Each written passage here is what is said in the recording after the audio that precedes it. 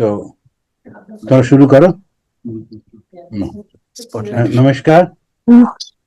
আমরা আবার 2 মাস একটু রিসেসের পরে আমরা আবার শুরু করছি। আজকের যে বিষয়টা সেটা হচ্ছে যিনি আপনি কেঁদে জগৎ কাঁদান। তো এইটার উপরে একটি গানের একটা লাইন আমি ব্যবহার করেছি। তো ওই গানটির আগে আসুন আমরা ঠাকুরমা স্বামীজির 3টে প্রণাম মন্ত্র উচ্চারণ করি। আপনাদের কাছে বোধহয় কাগজগুলো আছে, দেখে দেখে আপনারা আমার সঙ্গে সঙ্গে বলতে পারেন।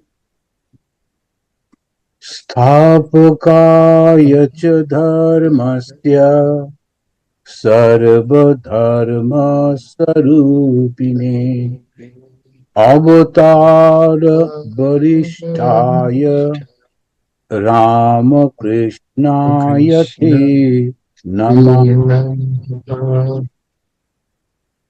জননীম শারদাম দেবীম রামকৃষ্ণম জগদ্গুরুম পাদপদ্মে তয়ো শ্রিত্বা প্রণমামি মুহুর্মুহু।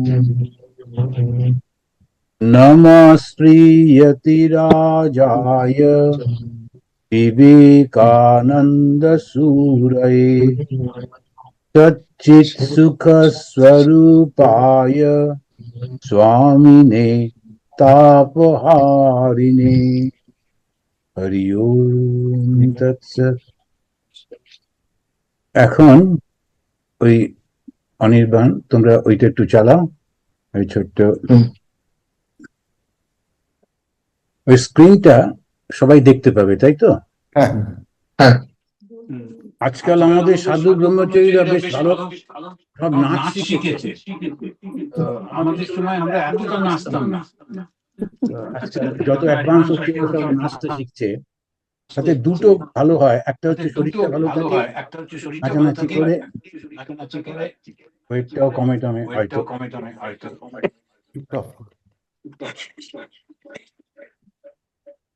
আমাদের সময় একটু রাস্টিক ছিল, ওই একটা গামলাতে রং গুলে কাউকে ধরে ওর মধ্যে ফেলা হতো, সেটা একটা হইচই হতো।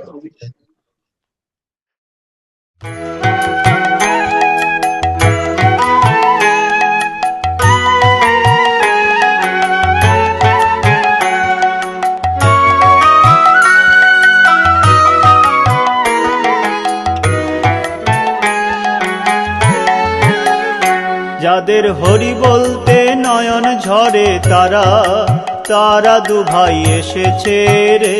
যাদের হরি বলতে নয়ন ঝরে তারা তারা দুভাই এসেছে রে। তারা দুভাই এসেছে, তারা দুভাই এসেছে, তারা দুভাই এসেছে, তারা দুভাই এসেছে। যাদের হরি বলতে নয়ন ঝরে তারা তারা দুভাই এসেছে রে।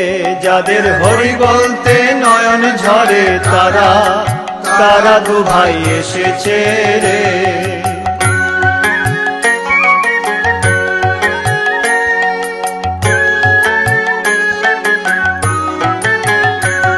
যারা মার খেয়ে প্রেম যাচে তারা তারা দুভাই এসেছে রে। যারা মার খেয়ে প্রেম যাচে তারা তারা দুভাই এসেছে রে। আহা তারা দুভাই এসেছে, তারা দুভাই এসেছে, আহা তারা দুভাই এসেছে, তারা দুভাই এসেছে। যারা মার খেয়ে প্রেম যাচে তারা তারা দুভাই এসেছে রে।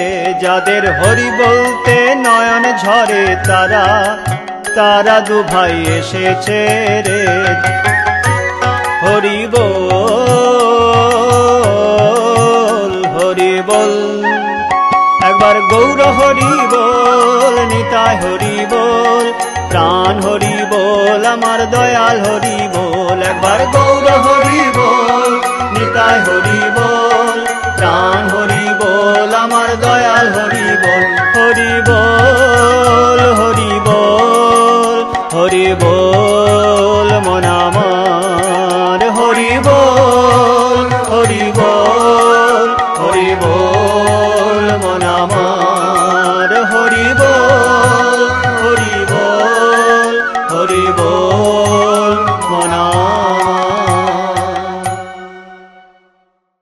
গানটা খুবই ইন্টারেস্টিং।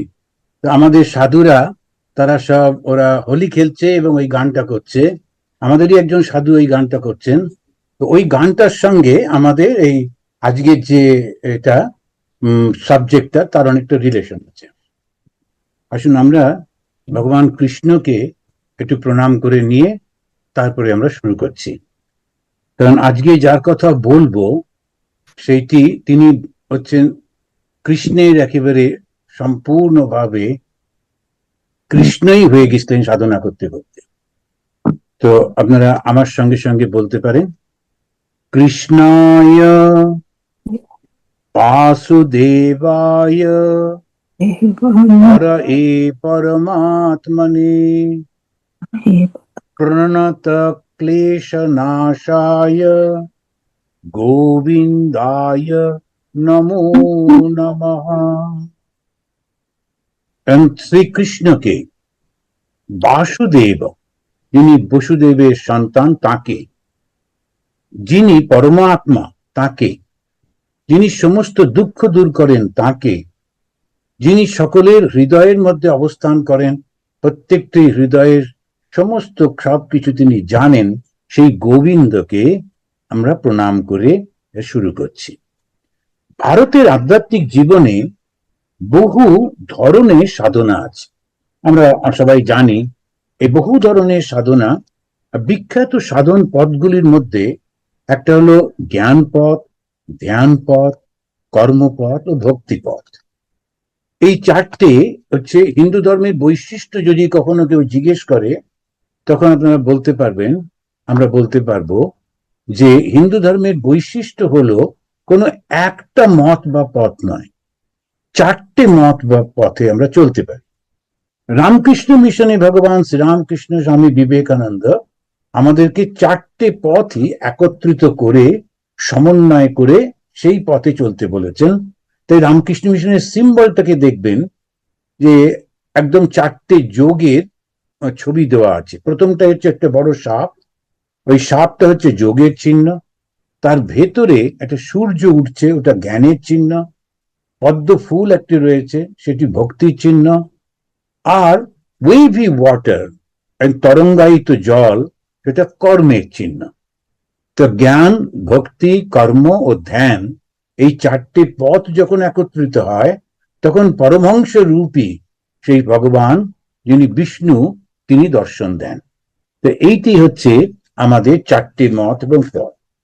ভক্তি পথে তারা আবার 5টা অভ্যাসের কথা বলেছেন। এখন কেন এই চারটি পথ ভাগ হলো? কেননা মানুষের মধ্যে 4 রকমের ভাব আছে। কেউ একটু বিচার বিবেচনা করা, সবকিছুকে বুঝে টুঝে নেওয়া, এরকম করতে ভালোবাসেন। কেউ ইমোশনাল, তিনি কিছু রান্না করলেন, সেটা ভগবানকে উৎসর্গ করে খাবো, কিছু একটা কিনলাম, একটু ঠাকুরের জন্য কিনি, এই ভাবটাকে ব্যবহার করেছেন।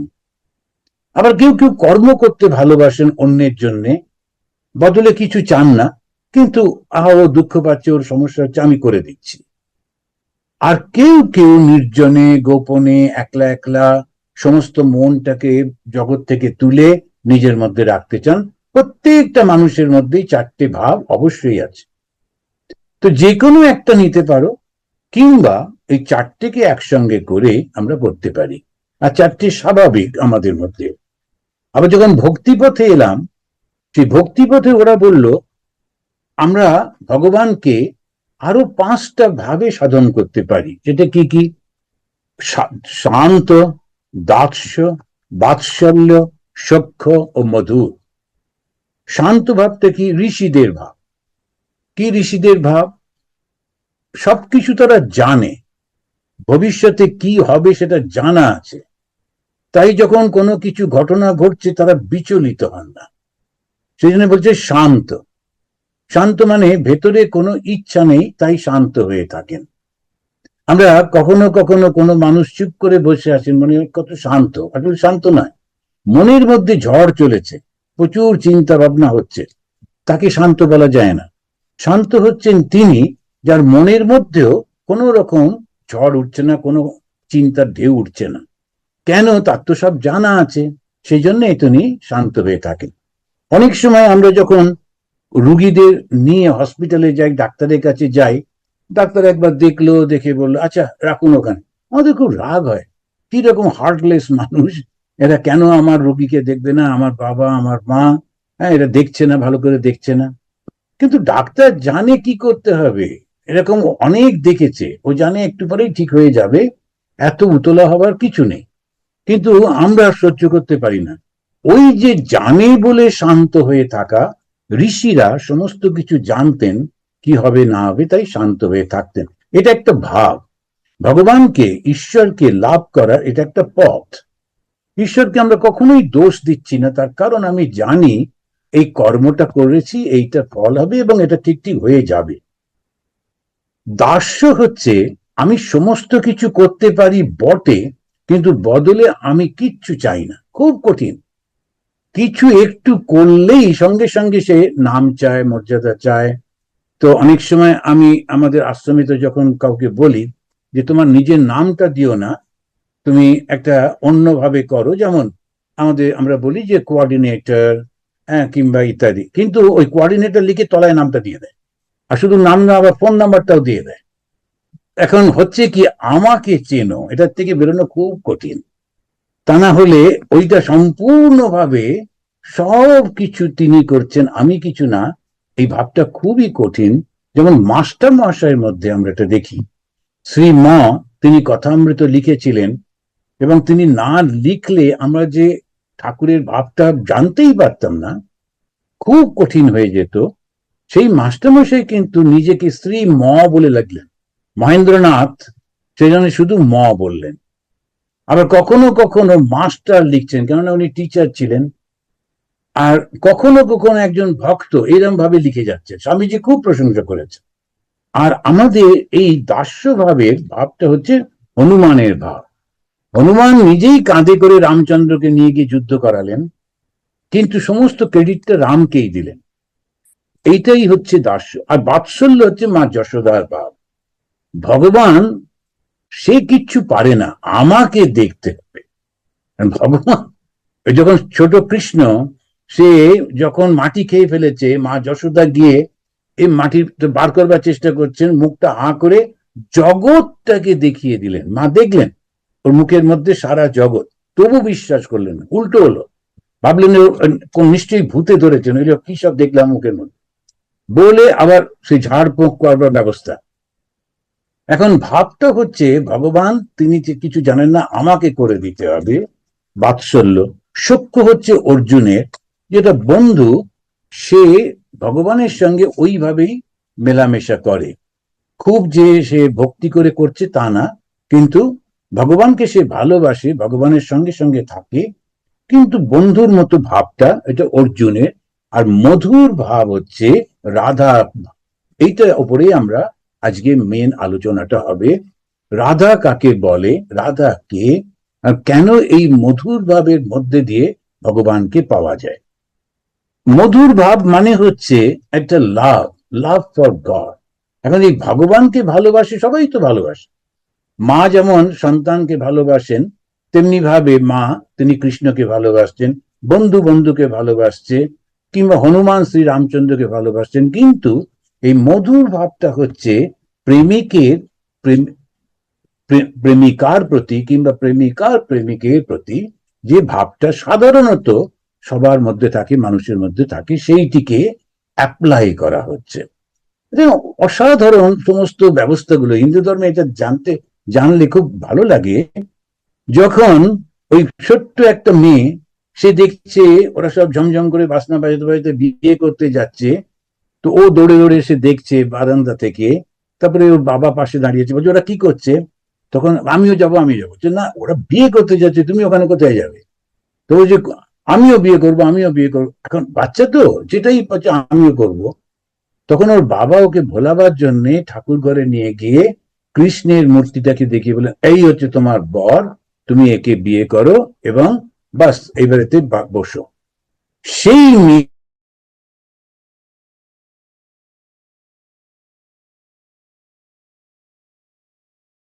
মীরাবাই, যে বিখ্যাত মীরাবাই, তিনি বড় হলেন, কিন্তু যেমন সংসারে হয়, তখন তাকে নিয়ে গিয়ে অরূপ, এটা বলছি ইন্টারনেট কানেকশন ঠিক, আপনার সব ঠিক আছে তো?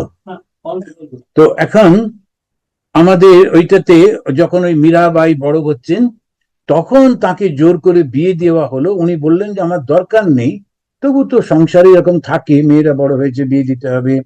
যে রাজার কাছে, রাজাকে তিনি শুধু বললেন যে সে রাজকন্যা, মীরাবাইও রাজকন্যা, তো তার রাজার সঙ্গে বিয়ে হয়েছে। রাজাকে শুধু একটা অনুরোধ করলেন, তুমি আমাকে একটা ছোট্ট মন্দির বানিয়ে দাও কৃষ্ণের, ব্যাস তাহলেই হবে। এখন ওই কৃষ্ণের মন্দিরের মধ্যে তিনি গান করতেন, আর কিচ্ছু না ওই মন্দিরের মধ্যে। তথাপি সংসারে যেমন হয়, তার ওই রাজার বোনরা, তারপরে অন্যরা, মহিলারা, তারা ওই নিন্দা মন্দ করতে একটু ভালোবাসেন। তো ওরা ওই নানান রকম নিন্দা করতো, রাজার কাছে গিয়ে বলতো, যাতে করে কিছুতেই ওর উপরে রাজার মনটা ভালো না হয় ইত্যাদি। তো এইগুলো একটু স্বার্থপরতা থেকে হয়। শেষমেশ না বুঝতে পেরে রাজা ওকে রেগে মেগে তাড়িয়ে দিলেন, কেননা ওরা বলেছিল ওই ঘরের মধ্যে অন্য একজন পুরুষের সঙ্গে কথা বলে। এখন ঘরের মধ্যে তালা বন্ধ, তারপরে বাড়ির মধ্যে মন্দির, তার মধ্যে সেই তালা বন্ধ মন্দিরের, কোথা থেকে পুরুষ? কিন্তু তবু বিচারও করলো না, তাড়িয়ে দিল ওকে। কিন্তু কোনো দুঃখ করলেন না, এইটাই হচ্ছে বড় ইম্পর্টেন্ট। তিনি দুঃখই করছেন না, কেন? এত ভালোবাসা পেয়েছেন ভগবানের থেকে, তাই জগতের সম্মান, জগতের ভালোবাসা তার কাছে কিচ্ছু না। এই যে তিনি ওই রাধার ভাব নিয়ে কৃষ্ণকে ভালোবাসছেন, মেরে তো গিরিধারী লাল দুসরা না কই। এই যে দুসরা না কই, আমার টোটাল ফোকাস হচ্ছে ভগবান কৃষ্ণ। এটাকে ঠাকুর বলছেন ইষ্ট ভক্তি, ইষ্ট নিষ্ঠা, একভাবে চলেছেন। আবার এই এনাকেই দেখছি, তিনি বলছেন, এই প্রসঙ্গেই বলে রাখি, ইনি বলছেন কিন্তু পাথর পূজন সে হরি মিলে তো मैं পুজু পাহাড়। আপনারা হিন্দি বোঝেন কি একটু একটু?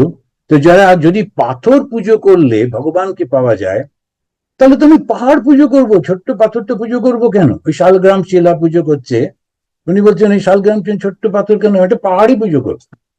पत्थर पूजन से हरि मिले तो मैं पूजू पहाड़, ফলমূল খাকার হরি মিলে তো বাদুর বাদরায়। যদি তোমরা মনে করো শুধু নিরামিষ খেলেই ভগবানকে পাওয়া যাবে, তাহলে তো বাঁদর গুলো আগে পেত, ওরা কখনো অন্য কিছু খায় না, সারাক্ষণ শুধু ফল খাচ্ছে ইত্যাদি, আর খুব ভালো ভালো ফল খায়, কলা টলা। এখন তাহলে তো ওদের অনেক দিন আগে ভগবান লাভ হয়ে যেত। আর মীরা কহে, ওইটা খুব ইম্পর্টেন্ট, মীরা কহে বিনা প্রেম সে নাহি মিলে নন্দলাল। কত বড় কথাটা দেখুন, মীরা কহে বিনা প্রেম সে নাহি মিলে নন্দলাল। আপনাদের বলেছিলেন কিনা জানি না, এই কয়েকটা লাইন আমাদের খুব বাঁচিয়েছিল। আমরা 4 সন্ন্যাসী, সবে সবে সন্ন্যাস হয়েছে, তীর্থ করতে গেছি। আমরা গেছিলাম গোমুখে। তো যখন গোমুখে যাবার আগে লাল বাবার আশ্রমে থাকতে হয়, তো যখন ওরা সে 8টার সময় খেতে দেবে, তারপরে কম্বল দেবে। সবাই সাধুরা, বিভিন্ন সম্প্রদায়ের সাধু, কেউ রামায়িক সম্প্রদায়, কেউ বৈষ্ণব, কেউ শাক্ত, আমরা বেদান্তবাদী। এক জায়গায় বসে আমরা কথামৃত পাঠ করছি 4 জনে। আমাদের পাশ দিয়ে একটা রামায়িক সম্প্রদায়ের ব্রহ্মচারী যাচ্ছিল, ওরা ইউপির লোক, বড় বড় চেহারা। তো যেতে যেতে আমাদের ওটা শুনে তা বলছে আপ বাঙ্গাল সে হ্যাঁ। তা আমরা বললাম কেন, কি হয়েছে? আর দারুণ গলা, ওর মিলিটারিতে যাওয়া উচিত ছিল, একদম এত জোরে জোরে গলা। ও ওখানে বলছে ও বাঙ্গাল কা সাধু, আপ লোক মছলি খাতে হ্যাঁ, আর মহাবিপদ। এখন এই মছলি নিয়ে এত উৎপাত আমাদের দেশে, ওটা যদি আমরা বলি হ্যাঁ, তখন সবাই মিলে বলবে না এদের সঙ্গে থাকবে না, ওই ঠান্ডায় বার করে দেবে, একদম মৃত্যু নিশ্চিত, কারণ তখন বরফ পড়ছে বাইরে। তখন আমি একটু করে কায়দা করে বললাম, এই কেন কি একটা কথা আছে, জাত না পুছো সাধু কো, পুছো জ্ঞান কি বাত। সাধুদের জাত, তুমি কি পড়াশোনা করেছো, তোমার বাবার নাম কি, কোথায় জন্মেছে, এসব জিজ্ঞেস করতে নেই, জ্ঞানীর কথা জিজ্ঞেস করতে হয়। তো বাঙালিদের খুব উৎসাহ, কোথা থেকে এসছেন, নাম আমরা জানি তো, জিজ্ঞেস করতে নেই, তবু আপনি কোথা থেকে জিজ্ঞেস করবেন, এখন খুব উৎপাত। তো এই জন্যে জাত না পুছো সাধু কো, পুছো জ্ঞান কি বাত। আমি ওকে বললাম যে কিউ এসে পুছ রে হো। তারপরে বললাম তুমি রামায়ণ সম্প্রদায়ের সাধু? আমি হিন্দিতেই কথা বলছিলাম। বললো হ্যাঁ।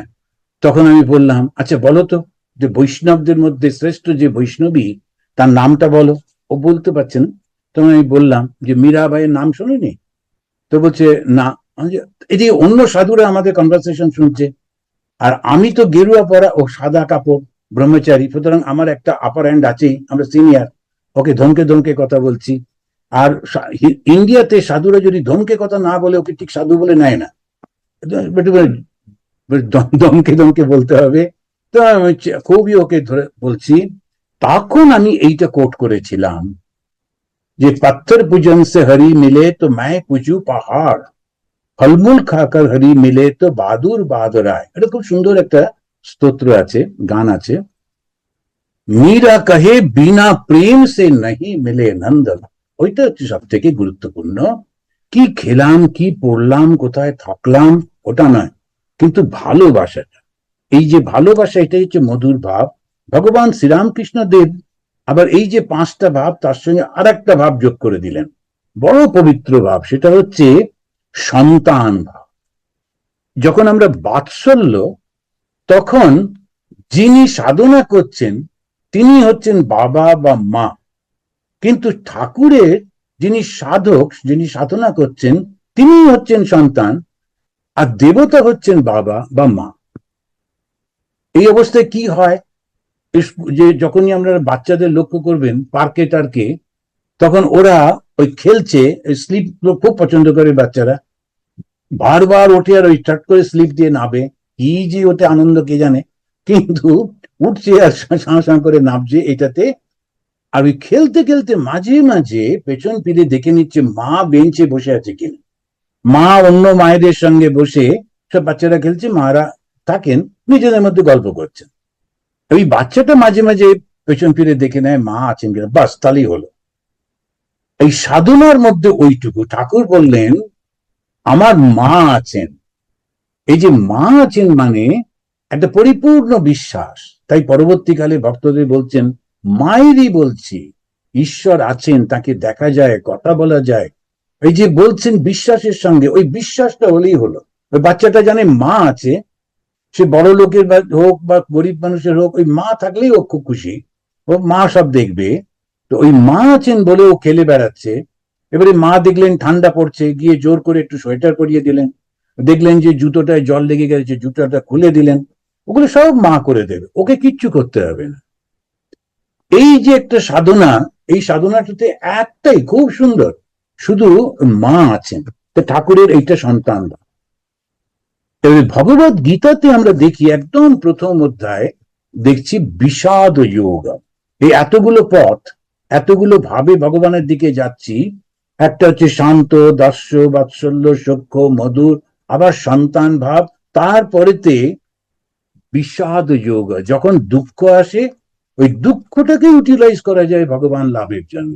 ভগবত গীতাতে অর্জুনকে দিয়ে ভগবান কৃষ্ণ ওইটা আমাদের শেখালেন, যে দুঃখ হলেই আমরা অন্য কিছু করি। আর বেশিরভাগ লোক যেই একটু দুঃখ হলো, আর পুজো করবো না মহারাজ, কতদিন দামি দামি মিষ্টি দিয়েছিলাম, ঠাকুর কথা শোনেন না, দামি মিষ্টিতে ঠাকুর গেছেন না, তুমি খেয়েছো সেটা দেখো। এখন সেটাতে ওইরকম করে খুব রেগে টেগে যায়। কিন্তু এই দুঃখ যেই এলো, তখন কোন দিকে যাব, অর্জুন দেখালেন, তিনি ওই ভগবানকেই ধরলেন। সব কিছু চিন্তা ভাবনা করার পর তিনি বললেন না, আমার দ্বারা আর হচ্ছে না। তখন তিনি বললেন শিষ্যস্তেহম সাধিমাম তাম প্রপন্নম, আমি তোমার শিষ্য, আমি তোমার শরণাগত। যেই মুহূর্তে আমরা শরণাগত হই, যে ঠাকুর আমি পারছি না, তুমি ভার নাও, তুমি করে দাও, তখন যেটি আমার পক্ষে ভালো সেটি ভগবান ঠিক করে দেবেন। তো স্বাধিমাম তাম প্রপন্নম, ওইভাবেতে একেবারে করতে হয়। একটা খুব সুন্দর কবিতা আর গান আমি অনেককাল আগে শুনিয়েছিলাম। তো সেইটা হচ্ছে, আমার হাত ধরে তুমি নিয়ে চলো সখা, আমি যে গো পথ চিনি না, আমি তোমারই ওপর করিনু নির্ভর, তোমা বই কারো জানি না। ধীরেন্দ্রনাথ চট্টোপাধ্যায় তিনি লিখেছেন, তিনি সুর দিয়েছেন, তো নিশ্চয়ই ওসব গানটা আছে, খুবই সুন্দর গান। আমার হাত ধরে তুমি নিয়ে চলো, আমি জানি না। তো ঠাকুর বলছেন যে যখন বাবা ছেলের হাত ধরে, তখন আর ভয় থাকে না। তখন কেননা বাবা ধরে আছে তো ঠিক ধরে থাকবে, কিন্তু ছেলে যদি বাবার হাত ধরে, ও কখনো ছেড়ে দেয়, কখনো ধরে, কখনো ঠিক মতো ধরে না, পড়ে যাবার সম্ভাবনা। কিন্তু বাবা যদি ধরে থাকে, আবার মাঝে মাঝে দেখেছি বাবা আর মা দুটো হাত ধরে, আর ওই ছোট্টটা পাটা তুলে বেশ ও দোল খেতে খেতে চললো, ও হাঁটবে না, কেন ও জানে ওরা ধরেই আছে যখন।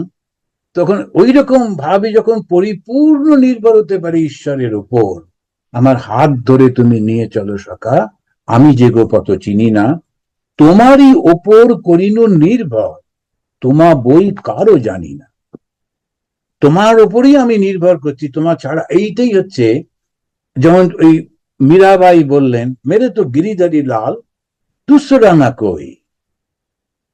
এবার এই ভগবানের কাছে যাচ্ছি, ওই ভগবানের কাছে যাচ্ছি, তখন ঠাকুর নিজেই বলছেন যে আমার একটা সমস্যা হলো, তখন একবার আমি কালীকে ডাকলাম, একবার কৃষ্ণকে ডাকলাম, কিন্তু হলো না।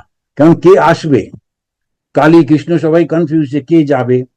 যখন আমরা ভলিবল খেলতাম তখন মাঝে মাঝে ওই কনফিউশনটা হতো, কারণ কে বলটা মারবে, এও এগোচ্ছে, ও একটু এগোচ্ছে, কিন্তু কেউই শেষমেশ। তো সেই কারণে ইষ্ট ভক্তি, ইষ্ট ভক্তির মানে সব ভগবানই ঠিক, কিন্তু তার মধ্যে একজনকে নিতে হয়। কেননা একই শক্তি বিভিন্ন রূপে প্রকাশিত হচ্ছে, একজনকে যেই নিলাম তখন আর ভয় থাকে না। চৈতন্য মহাপ্রভু তিনি যোগ করলেন, এই এতগুলো সাধনার পথ পাওয়ার পর চৈতন্য মহাপ্রভু যোগ করছেন কান্না। ওই যে কাঁদছেন তিনি, ওই গানটা যদি সুন্দর করে শুনতে পেতাম, অবশ্য আপনারা ওটা নিশ্চয়ই ইউটিউবে আছে, শুনতেই পারেন। তুমি যিনি আপনি কেঁদে জগৎ কাঁদান, ওই যারা লেখা আছে, যারা মানে ওই চৈতন্য আর নিত্যানন্দ, তো সেই জন্য দুজন বলা আছে, যারা আপনি কেঁদে জগৎ কাঁদান, তারা তারা দু ভাই এসেছে রে।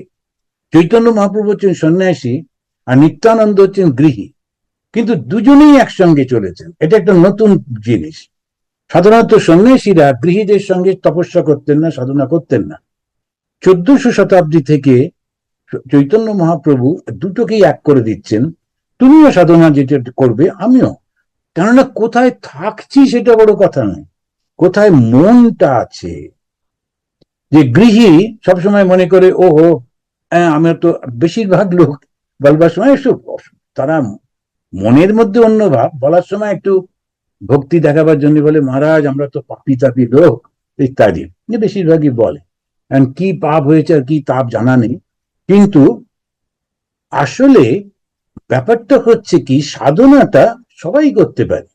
আর কি অসাধারণ ভাবে চৈতন্য আর নিত্যানন্দ এরা দুজনই একসঙ্গে আসছেন। নিত্যানন্দ মহাপ্রভু তিনি অবধূত ছিলেন। অবধূত হচ্ছে সেই ধরনের মানুষ যারা ধর্মটাকে বা সত্যটাকে জানার পর যেখানে খুশি থাকে, তারা বিয়েও করতে পারে, তারা সংসারে থাকতে পারে, আবার সন্ন্যাসী হতে পারে, যেখানে খুশি থাকতে পারে, কারণ তাদের মনটা অ্যাটাচমেন্টের মধ্যে নেই, তাই যেখানে খুশি থাকতে পারে। তো ওই অবধূত ছিলেন, তাকে চৈতন্য মহাপ্রভু সঙ্গে নিতেন কেন না, ওকে দেখলে সাধারণ মানুষের ভালো লাগবে। একজন সংসারী লোক, তার স্ত্রী রয়েছে, তারা কথা বলছেন আমাদের মতো, তার কাছ থেকে শুনতে ভালো লাগছে। সন্ন্যাসী গেলেই একটুখানি তো একটু ভয় লাগে যে আবার কি ধরনের মানুষ, কি জানি যদি আবার একটু এদিক ওদিক হলে অভিশাপ দিয়ে দেয় না কি করে, সেজন্য একটু ভয়ে ভয়ে থাকে। তো ওইটা একটুখানি ডিস্টেন্স মেনটেন হয়ে যায়। তো চৈতন্য মহাপ্রভু এটা করলেন। ঠাকুর শ্রীরামকৃষ্ণ দেবও দুটো শাড়ি তৈরি করলেন, দু ধরনের সৈনিক। একটা হচ্ছে যারা ফ্রন্টে গিয়ে কাজ করবে, আর একটা পেছন থেকে সাপ্লাই দেবে, রসদদার বলা হতো। তো গৃহীদের তৈরি করলেন সেইভাবে, তারাও ভগবানকে ভালোবাসে, তারাও সব কিছু করছে, কিন্তু তারা ওই পেছন থেকে সাপ্লাইটা দিচ্ছে, আর একেবারে ফোর ফ্রন্টে গিয়ে সন্ন্যাসীরা কাজ করছেন। তো এই যে দুটি ভাব চৈতন্য মহাপ্রভু তিনি বললেন কান্না, এই কান্নাটা তিনি যোগ করলেন। এবারে তো দেখবো ভগবান শ্রীরামকৃষ্ণ দেবও তিনি এই কান্নার পথটাকে অনুমোদন করছেন। একজন ভদ্রলোক এসে ঠাকুরকে বলছিলেন, শ্রীরামকৃষ্ণকে দেবকে জিজ্ঞেস করেছেন, আচ্ছা কেমন করে ভগবানকে পাওয়া যায়? তো ঠাকুরের উত্তরটা হলো আর একটা প্রশ্ন। তিনি বললেন, কাঁদতে পারো? কাঁদতে কেন পারবো না, কাঁদতে তো ইচ্ছেই করার। আর কিছু কিছু লোক আছে এমনি সঙ্গে সঙ্গে কেঁদে ফেলে, যারা নাটক টাটক সিনেমা টিনেমা করে, টক করে কেঁদে ফেললো, কোনো কারণ নেই, একটু কাঁদলো। আর সেই জন্যে আর একজন এসেছিলেন, তার দুঃখের কথা বলবেন, কাঁদবার চেষ্টা করছিলেন কিন্তু পারলেন না, এই জন্য কাঁদার দরকার নেই, আমি বুঝে গেছি অনেকটা দুঃখ আছে। তো এখন এই যে আমরা সব সময় এটা কাঁদবার জন্য আমরা সবাই তৈরি। ঠাকুর শ্রীরামকৃষ্ণদেব বলছেন, তোমরা তো সব সময় কাঁদো, একটু পয়সার জন্য, একটু মান মর্যাদার জন্য, একটু এটার জন্য ওটার জন্য, কিন্তু ভগবানের জন্য কাঁদতে পারো? ওই কান্নাটা কিরকম? উনি তখন ওই দেখাচ্ছেন ছোট্ট বাচ্চার মতো। তিনি বলছেন যে ছোট শিশু, তার যখন সমস্যা হলো, ও তো আর জগতে কাউকে চেনে না, ওর মা ছাড়া কাউকে চেনে না, ও তখন ওই কাঁদছে, কিন্তু ওর মা শব্দটাও সে জানে না, মা বলে ডাকতেও পারে না, ও শুধু কাঁদছে, কিন্তু কান্নার মধ্যে দিয়ে ও শুধু বলে চলেছে, মা তুমি কোথায় গেলে, মা তুমি কোথায় গেলে, আমি তোমারই উপর করিনু নির্ভর, তোমা বই কিছু জানি না।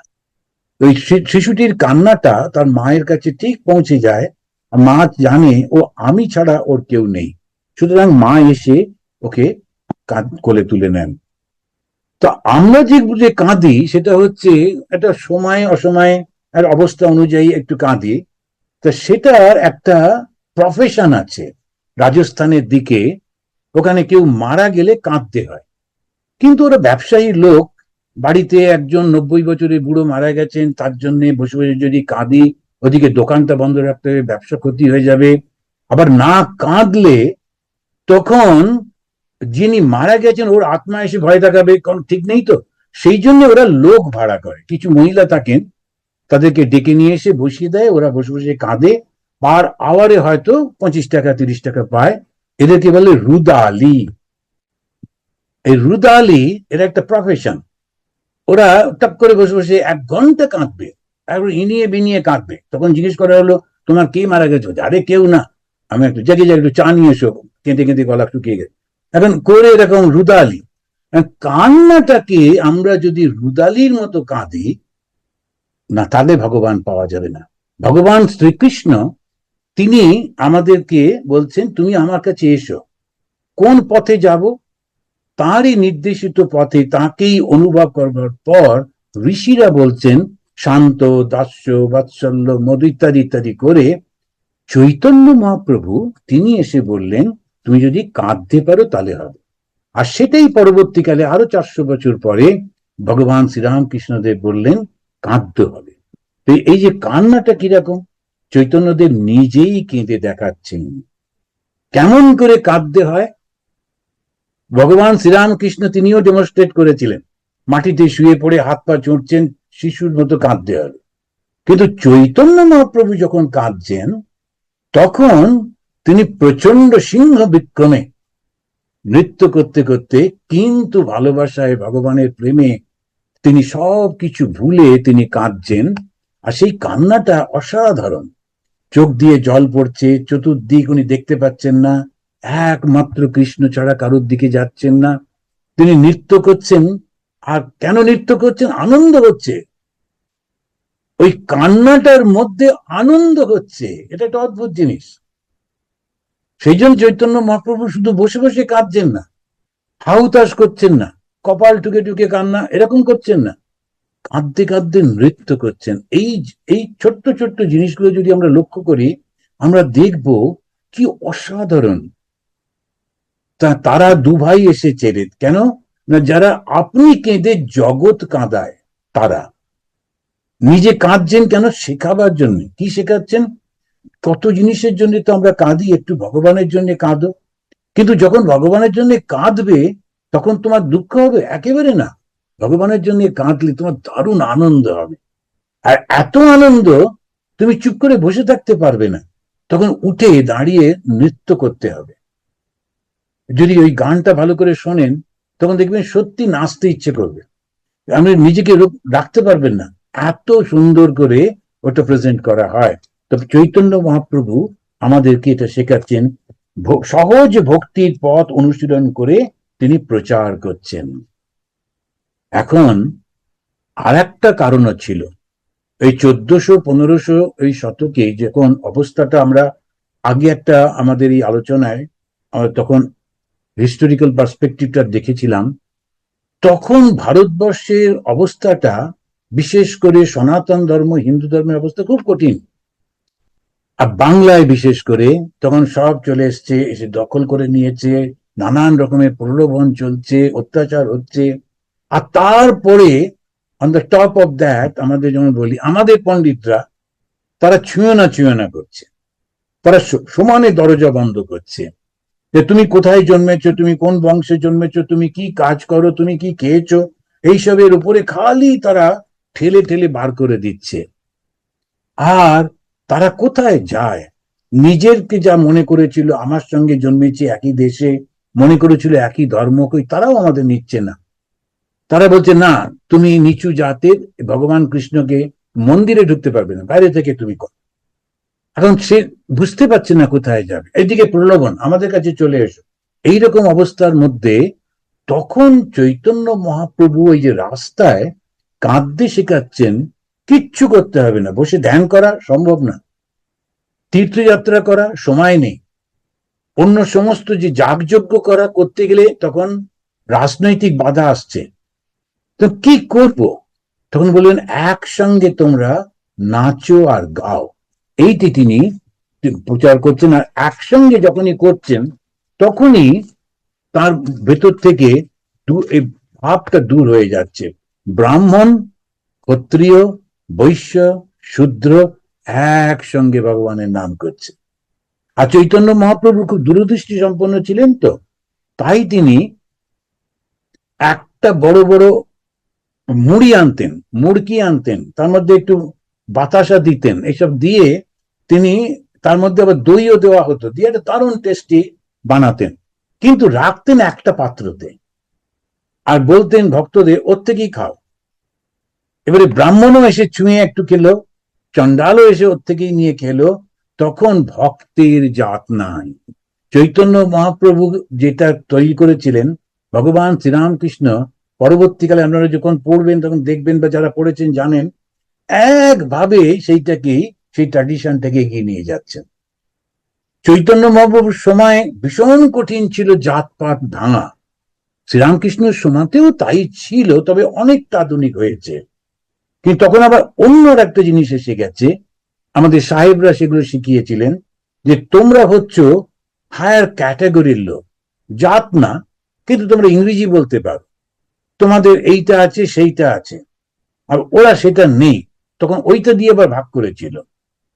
তখন এটা আমাদের যে লোয়ার কাস্ট তখন না করলেও, তখন আবার এখনো যেমন সমাজের মধ্যে রয়েছে যে এক ধরনের মানুষ একভাবে থাকে, তো চৈতন্য মহাপ্রভু ওদেরকে বললেন দুটো জিনিস, একসঙ্গে একই পাত্র থেকে নিয়ে খাও, তাহলে ওই জাতপাত থাকবে না। আর দ্বিতীয়ত হচ্ছে, এটা নয় যে ওইটাই করতেই হবে।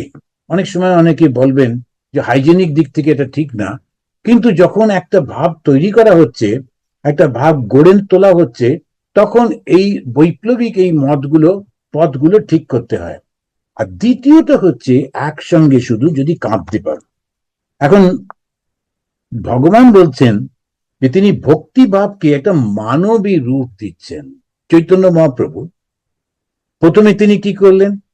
তিনি বললেন কান্নাটাকে ভগবান লাভের পথ হিসেবে দেখো। আবার এই কান্নাটা এমন ভাবে কাঁদো যাতে তোমার মধ্যে ভগবানের লাভের আনন্দ হয়। কিরকম ভাবে? যখন তুমি ভগবানের জন্য কাঁদছো, তখন সমস্ত জগৎটা ভুলে যাও, যেমন ওই শিশুটা ভুলে যায়। তাকে খেলনা দিলে, তখন তাকে চুষি কাটি দিলে কিচ্ছু শুনবে না, ও চিৎকার করে কাঁদতেই থাকে। ওই কান্নাটার পরে তখন তুমি ভগবানকে লাভ করছো। সুতরাং একাগ্র মনে ভগবানের জন্য কাঁদছো, যে তুমি কোথায়, তুমি কোথায়, তুমি কোথায়। এই যখন করছি, তখন সেইটি একটা প্রেম হয়ে ভগবানের কাছে যাচ্ছে, ভালোবাসা হয়ে ভগবানের কাছে যাচ্ছে। এই যে ভালোবাসাটা, এই যে প্রেমটা ভগবানের দিকে, আমার এই যে নরম মানসিকতাটা, একটা সফট অ্যাপ্রোচ, ওটাকে উনি মানবী রূপ দিলেন। কৃষ্ণ তার সঙ্গে যেন আমরা ভালোবাসছি, এইটা খুব অসাধারণ। হিন্দু আধ্যাত্মিক চরম তত্ত্ব যেটাকে বলা হয়, সেটা হচ্ছে সুপ্রিম রিয়ালিটি। তাকে কি বলা হয়? সেটা কি বলা হয়? ব্রহ্মণ। যখন ব্রহ্মণ বলছি শব্দটা, সুপ্রিম রিয়ালিটি, ওর উপরে আর কিছু নেই, আর তর্ক করা যাবে না। ব্রহ্মণকে কে সৃষ্টি করলেন এটা বলা যাবে না। সেজন্য ওইটাই হচ্ছে সুপ্রিম রিয়ালিটি। এই সুপ্রিম রিয়ালিটিকে ওরা ভক্তরা বললেন যে তিনি হচ্ছেন বিষ্ণু। আবার এই বিষ্ণু থেকেই আবার সৃষ্টি হচ্ছেন অবতার।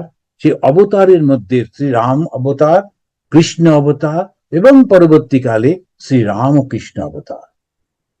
শ্রীরামকৃষ্ণ কিন্তু বিষ্ণুরই অবতার। কেন, অবতার যখনই আসছেন তার কাজই হচ্ছে ধর্মকে রক্ষা করা, আর শ্রী বিষ্ণু তিনি ধর্মকেই রক্ষা করেন।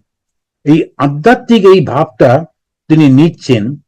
এই আধ্যাত্মিক ভাবের মধ্যে আমরা যখন দেখছি, সেটা হচ্ছে ভগবানের কাছে যখন আমরা এগোচ্ছি, তখন কোথায় গিয়ে শেষ হচ্ছে? নির্গুণ, নিরুপাধিক, পরিবর্তনহীন, সর্বব্যাপী চৈতন্য স্বরূপ পরম ব্রহ্মে গিয়ে শেষ হচ্ছে। নির্গুণ মানে কি? কোনো গুণ নেই। আপনারা হয়তো অনেকে জানেন যে একটা ঈশ্বর পাটলি একটা কবিতা লিখেছিলেন। ঈশ্বর পাটলি তো মা দুর্গা, তিনি বউ যে চলে যাচ্ছেন শিবের কাছ থেকে, রেগে মেগে ঝগড়া হয়েছে, তখন গিয়ে যাবেন কি করে মাঝখানে নদী, তখন যে নৌকোটা নিয়ে বসে আছে সে বলছে তোমার কাছে পয়সা আছে? বলছে না। সে কি, তুমি বিবাহিত মেয়ে, তোমার স্বামী তোমায় পয়সা দেয়নি? বলে আর বলো না, ওই স্বামীটার জন্যই তো নদীতে পেরোচ্ছি। বলো কেন, স্বামী কি করেছেন? কে তোমার স্বামী? তখন উনি বলছেন কোন গুণ নাহি যার কপালে আগুন। এটা এমন সার্কাস্টিক্যালি বলা হচ্ছে, কিন্তু আসলে খুব সুন্দর ভাবে বলছেন কোনো গুণ নেই। শিবের তো কোনো গুণ নেই। গুণটা কি কি? সত্য রজতম। সত্য রজতম যখনই থাকবে, এমনকি সত্য গুণও যখন থাকবে, তখনও তুমি ছোট হয়ে যাচ্ছ, তুমি লিমিটেড হয়ে যাচ্ছ, কোন গুণের আধার হচ্ছ। সত্যগুণ মানে সত্য কথা বলা, লোককে সেবা করা, কিন্তু ওটাও তোমাকে বেঁধে ফেলে। ওই ঠাকুরের গল্প জানেন, তিনটে ডাকাতের গল্প, সেই সত্যগুণ। তো ওই কোন গুণ ভগবানের নেই। তো শিবের তিনটে গুণ নেই, কিন্তু কপালে আগুন, অর্থাৎ সেই ত্রিলোচন, সেখান দিয়ে তিনি ইচ্ছা করলে ধ্বংস করে দিতে পারেন। মদন ভাষ্য করে দিচ্ছেন সেই কপালে আগুন। তারপরে উনি সে শব্দগুলো ভুলে গেছি, কণ্ঠ ভরা বিষ, কেবল আমার সঙ্গে দ্বন্দ্ব অহর্নিশ। এখন কণ্ঠ ভরা বিষ মানে হচ্ছে, এমনিতে মনে হচ্ছে যেন সারাক্ষণ গালমন্দ করেন, তা নয়। তিনি ওই যে বিষ পান করেছিলেন বলে তিনি নীলকণ্ঠ, সেই শিব, দ্বন্দ্ব অহর্নিশ। কেন দ্বন্দ্ব? কেন শক্তি আর শক্তিমান তাদের সঙ্গে সদা সর্বদা দ্বন্দ্ব হচ্ছে, তবে তো সৃষ্টি হচ্ছে। সৃষ্টি কিভাবে হবে? যখন এক হয়ে যায় সৃষ্টি এবং তার গুণগুলো যখন এক হয়ে যাচ্ছে, তখন তো সৃষ্টি নেই। সেই জন্য দ্বন্দ্ব হচ্ছে, সংঘর্ষ হচ্ছে। কেবল আমার সঙ্গে দ্বন্দ্ব অহর্নিশ, সারাক্ষণ আমার সঙ্গে দ্বন্দ্ব চলছে। মা দুর্গা কি সুন্দর করে ওই ঈশ্বর পাটনীকে বোঝাচ্ছেন যে এই হচ্ছে আমার বর, সে আমাকে পয়সা কি করে দেবে ইত্যাদি। এই যখন আমরা আনন্দ স্বরূপ, এম্বডিমেন্ট অফ ব্লিস, এই ভগবানকে যখন দেখছি, তখন তাকে বলা হচ্ছে তিনি নির্গুণ, নিরুপাধিক, পরিবর্তনহীন, তিনি সর্বব্যাপী, তিনি চৈতন্য স্বরূপ। এই পরম ব্রহ্মকে সাধারণের কাছে পরিচয় করিয়ে দেবার জন্য ঋষিরা লক্ষণা ব্যবহার করলেন। তো হিন্দু ধর্মটা একটু বুঝতে গেলে খুব, ওরা তো কেউ এলো কিছু বলে দিল, তুমি এটা করবে না, কারোর সঙ্গে ঝগড়া করবে না, বুঝেছো? বলে হ্যাঁ বুঝি, বাস যাও। এরকম তো না। এটা হচ্ছে এমন ভাবে সবকিছু ছড়িয়ে দিয়েছে, এত কিছু একবারে খুঁটি নাটি। তো বলে ভগবানকে তুমি বোঝাবে কি করে? যে মুহূর্তে তুমি ভগবানকে বোঝাবে যে ভগবান নিরামিষ খান, আজকাল তিনি নাকি আবার ভেগান হয়েছেন, কি জানি কেউ খবর নিয়েছে, তো ইত্যাদি ইত্যাদি, ভেগান টেগান, তো বেশ ঠিক আছে। এখন এইরকম ভাবে আমরা বুঝিয়ে দিলাম। যেই মুহূর্তে বললাম যে ভগবান তিনি এইটা খান এবং এটা খান না, লিমিটেড হয়ে গেছে। কেননা তুমি জানো, যে মুহূর্তে তুমি ভগবান সম্পর্কে জেনে গেছো, সেই মুহূর্তেই ভগবান লিমিটেড হয়ে গেছে। তুমি ভগবানকে নিশ্চয়ই জানতে পারবে, কিন্তু একটা ছোট্ট পোর্শন জানতে পারবে না, পরিপূর্ণভাবে জানতে পারবে না। এই জায়গাটাতে ভালো করে বুঝতে হবে, যেই আমরা জানলাম সসীম, কিন্তু তিনি তো অসীম। অসীম না থাকলে, ক্ষুদ্রতা থাকলে ধ্বংস হয়ে যাবে। সেই কারণে এখানে ওখানে বলছেন যে ঋষিরা তখন ভগবানকে বোঝাবার জন্য লক্ষণা ব্যবহার করলো। লক্ষণা মানে কি? লক্ষণা হচ্ছে সেই গুণগুলো যা একজনকে আর একজনের থেকে আলাদা করে, এটা হচ্ছে লক্ষণা। তো ইনি হচ্ছেন ক্যালকাটা হাইকোর্টের জাজ। যেই এই শব্দটা বললাম, তখন অনেক লোক বসে আছে, তার মধ্যে ওই মানুষটিকে আলাদা করে দেওয়া হলো। কেন না তিনি ক্যালকাটা হাইকোর্টের জাজ। এটা হচ্ছে লক্ষণা। আবার ভগবান সম্পর্কে যখন আমরা বলছি, তখন আমরা বলছি যে পরম ব্রহ্ম সম্পর্কে, তিনি সৎ চিত আনন্দ স্বরূপ। তিনি স্বরূপ, তার থেকে এইগুলো সৃষ্টি হয়েছে। তিনি সৎ, তিনি ইটার্নাল, চিত জ্ঞান স্বরূপ, আর আনন্দ মানে ব্লিস স্বরূপ, এর থেকেই সৃষ্টি হয়েছে। যেই মুহূর্তে এখানে থেমে গেলাম, তখন বলবো এই তো তুমি তো বলেই ফেললে যে তিনি এইরকম, তিনি এইরকম, তিনি এরকম। বলছেন না, এগুলো হচ্ছে লক্ষণা। তোমাকে অন্যদের থেকে আলাদা করবার জন্যে, ভগবানকে বোঝাবার জন্যে, পরমাত্মাকে বোঝাবার জন্যে তোমাকে বলা হলো। ওটাই তিনি সব নয়, ওই রকম অনেকটা। এখন এইভাবে একে বলে একটা লক্ষণা। লক্ষণার আবার দুটো ভাগ আছে, আমি সেটা অতটা যাব না। একটা হচ্ছে স্বরূপ লক্ষণা, একটা তটস্থ লক্ষণা। এখন এই দুটো ব্যবহার ওরা করেন। এই পরব্রহ্মের যে স্বরূপ লক্ষণা, স্বরূপ লক্ষণা মানে হচ্ছে সেই গুণগুলো যেগুলো ভগবানকে অন্যদের থেকে আলাদা করছে, কিন্তু ছেড়ে চলে যাচ্ছে না। সচ্চিৎ আনন্দ স্বরূপ যেই বললাম, তখন অন্যদের থেকে আলাদা করলো, কিন্তু ওই গুণগুলো তাকে রেখেই দিল, চলে গেল না। তাকে হচ্ছে স্বরূপ লক্ষণা। তটস্থ লক্ষণা সেই গুণগুলো যেগুলো উনি সবসময় রাখেন না। কিরকম? ভগবান সৃষ্টি স্থিতি প্রলয় করছেন, আলাদা করলেন তিনি, কি আলাদা করে ফেললাম অন্যদের থেকে, কিন্তু সারাক্ষণ সৃষ্টি স্থিতি প্রলয় তো করেন না। তো সেই জন্য ওই গুণগুলো তার থেকে আলাদা হয়ে যায়, তাই তাকে বলে তটস্থ লক্ষণ। একটা হচ্ছে স্বরূপ লক্ষণ। এই স্বরূপ লক্ষণায় যখন আমরা গেলাম, এই স্বরূপ লক্ষণার মধ্যে আমরা তিনটে গুণ পেয়ে যাচ্ছি, সত্য রজ তম ইত্যাদি। এইটাকে তখন ওরা, যারা বৈষ্ণবরা, যারা ভক্তির লোক, বিষ্ণুর পূজারী মানেই বৈষ্ণব, যারা ভক্তি, তারা তখন বললেন সৎ, এটা বললেন বেদান্তবাদীরা। আর যারা ভক্ত তারা বললেন সন্ধিনী, সন্ধিনী শব্দটা ব্যবহার করলেন। চিত বেদান্তবাদীরা বললেন, ওরা বললেন সম্বিত।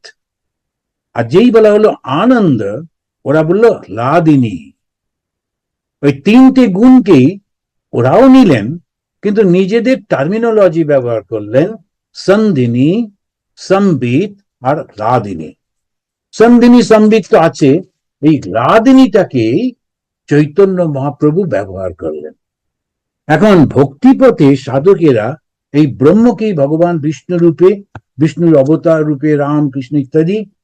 চৈতন্য মহাপ্রভু বললেন এই যে শ্রীকৃষ্ণ, ইনি রসস্বরূপ। রস মানে কি? আনন্দ, আনন্দের স্বরূপ। ভগবান শ্রীরামকৃষ্ণদেব তিনি কলকাতায় গিয়ে তখনকার যে ব্রাহ্ম সমাজী, তাদের একজনের বক্তৃতা শুনতে গেছেন, গিয়ে খুব বিরক্ত। পরে বলছেন দেখো কিচ্ছু জানে না, আবার বলছে। তো কি বলছিল লোকটি? বলছে ভগবান হচ্ছেন নিরস, আমাদের ভক্তি রসে তাকে ভালো করে ভক্তিটা দিতে হবে, রসস্বরূপ করতে হবে। বলছে যিনি রসস্বরূপ তাকে বলছে কিনা নিরস, তার মানে ও কিচ্ছুটি জানে না। কেমন জানো, একটা লোক বড় বড় কথা বলতো মিথ্যে করে করে। তো বলছে আমার মামার বাড়িতে এক গোয়াল ঘোড়া আছে, তো গোয়ালে কি ঘোড়া থাকে সেটাও জানে না, সেই জন্য ও ভুল ভুল বলছে। তো ওই রকম ভাবে ঠাকুর বোঝাচ্ছেন যে রসস্বরূপ।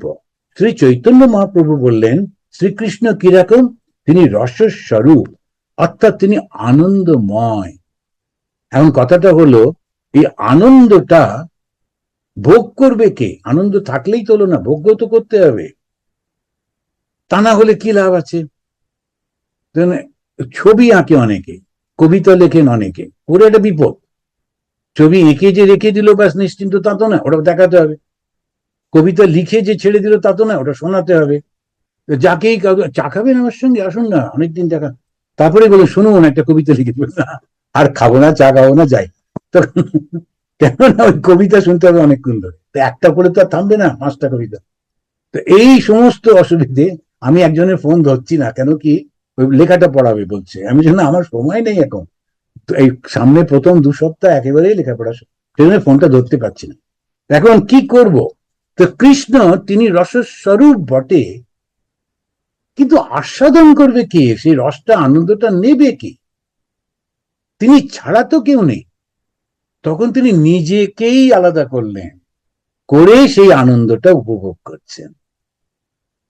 এই জন্য একটা ভালো সুন্দর কথা আছে, তুমি আপনি নাচো, আপনি গাও মা, আপনি দিয়ে করতালি। মা কালী সম্পর্কে বলছে। এখন মা কালী ছাড়া তো জগতে কেউ নেই। এবারে সুন্দরভাবে মা নাচছেন, গান করছেন, হাততালি দিচ্ছেন।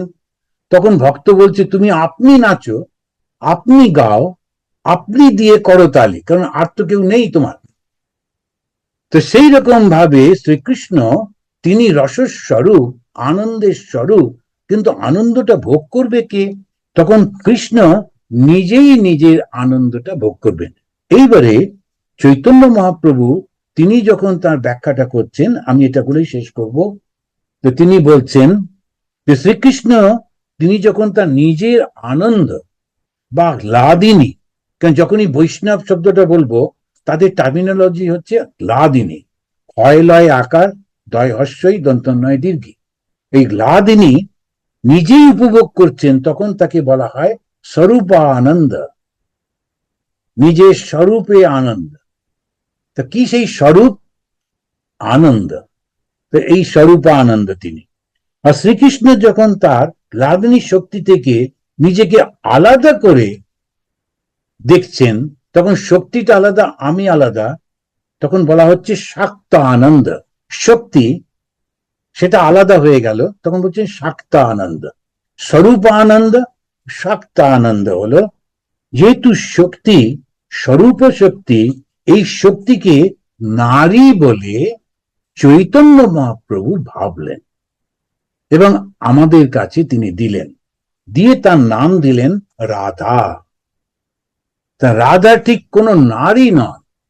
আমাদের এখন বললে ওরা শুনবে না, কেন এত নাটক সিনেমা হয়ে গিয়েছে, এখন এই কথা বললে তো হবে না, কারণ অতগুলো সব সিনেমাগুলো গোলমাল হয়ে যায়। রাধা কিন্তু শ্রীকৃষ্ণ নিজেই, রাধা আলাদা কোনো মহিলা নয়।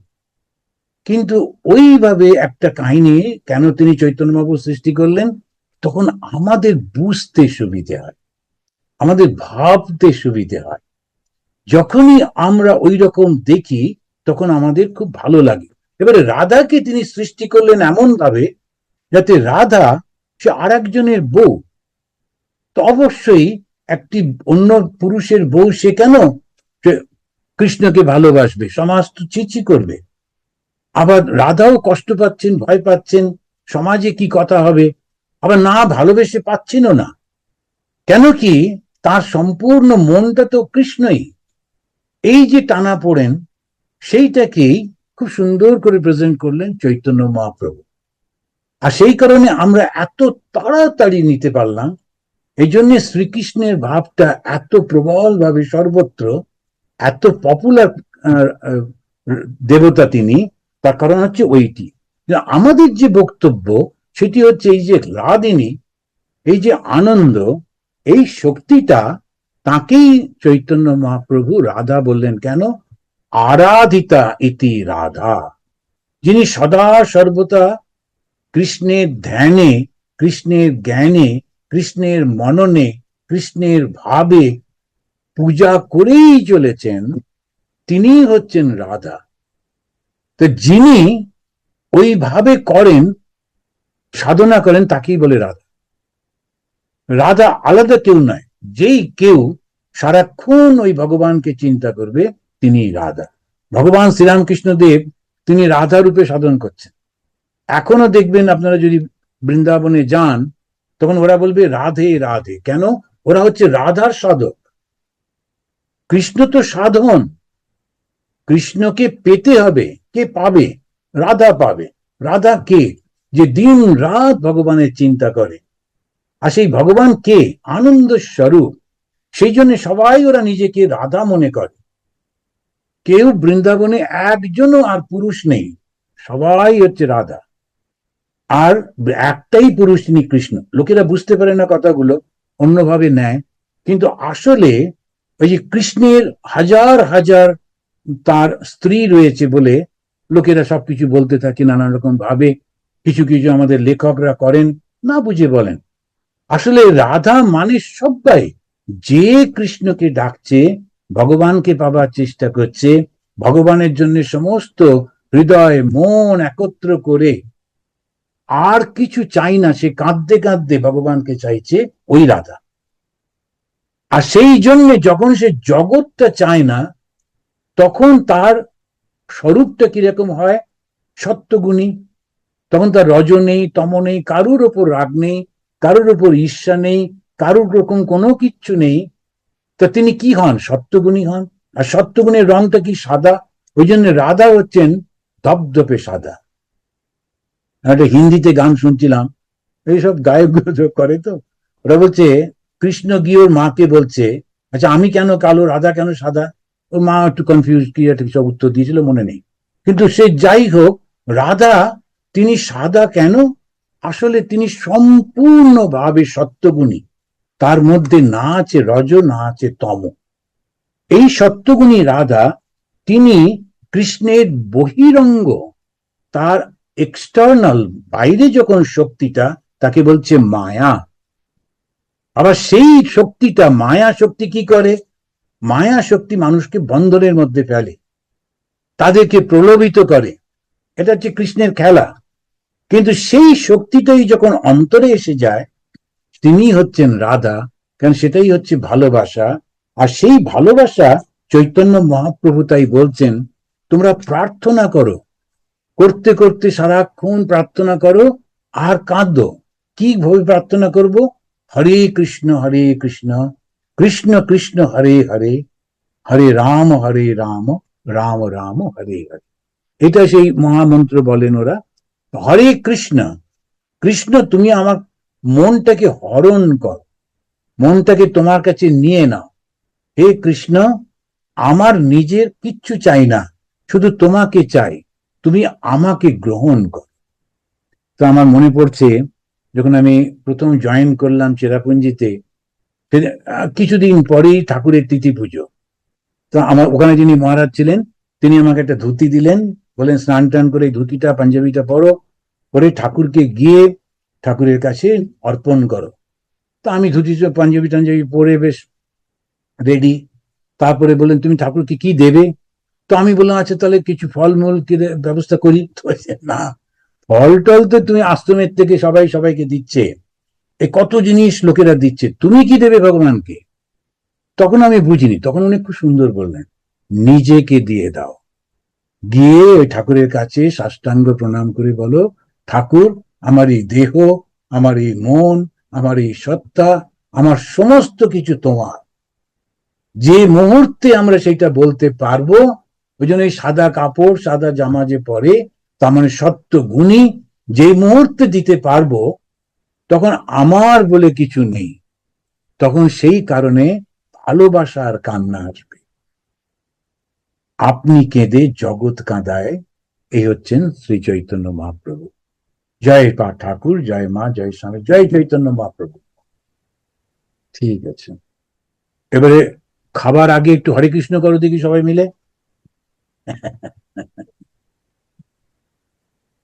বুঝলে? মহারাজ আপনি আমাদেরকে তাহলে একটু লিড করুন। না না, নিজেরা করো না, ওইটা করো বেশ সুন্দর করে, হাততালি দিয়ে দিয়ে করো। আর বাস, তারপরে গিয়ে একটু প্রসাদ প্রসাদ খাও। খুব ভালো লাগলো। আর আমার এখানে তো 2টো বেজে গেছে, সুতরাং আর এখানেতে করা যাবে না। ঠিক আছে, খুব ভালো লাগলো তোমার সঙ্গে এই যে কথাগুলো বলি, বলতে গিয়ে আমার নিজেরই অনেক মনন হয়, স্মরণ হয়। তো খুবই ভালো। তো ঠিকই আছে। এখন এই কাঁদতে হবে, বুঝলে? ঠাকুর যেমন বলেছেন, চৈতন্য মহাপ্রভু বলেছেন, কান্নাটাকেই ভগবান লাভের উপায় করতে হবে। আচ্ছা, অসাধারণ লাগলো মহারাজ, অসাধারণ উপলব্ধি। আমার মনে হয় সবারই, হ্যাঁ, সবার একটা অফিসিয়ালি ইংলিশ চার্চে বসে একটা হাততালি তো অ্যাটলিস্ট দিই আমরা। ঠিক আছে। প্রণাম প্রণাম মহারাজ। মহারাজ। আচ্ছা, মহারাজ, রাজীব ভালো আছো তো ডাক্তার? হ্যাঁ মহারাজ ভালো আছেন? অনেকদিন আর পর তুমি দেখা। তুমি ওই তোমার ওই ইয়েতে ওই এই গানটা করো তো, যারা আপনি কেঁদে জগৎ কাঁদায় তারা, তারা দু ভাই এসেছে। এই গানটা পেয়ে যাবে তোমার ইউটিউবে। খুব সুন্দর নিশ্চয়ই হবে। মহারাজ, হ্যাঁ হ্যাঁ নিশ্চয়ই মহারাজ। বাহ, খুব ভালো হবে। আর একটা গান যেটা আমি এটা খুব শুনতাম আগে, সেটা হচ্ছে এই যে এটা বলছিলাম, পেয়েছিলাম যেটা, আমার হাত ধরে তুমি নিয়ে চলো সখা, আমি যে গো পথ চিনি না, আমি তোমারই উপর করিনু নির্ভর, তোমা বই কারো জানি না। আমি জানি না গিটারে এটা উঠবে কিনা, কিন্তু এটাও খুব সুন্দর গান।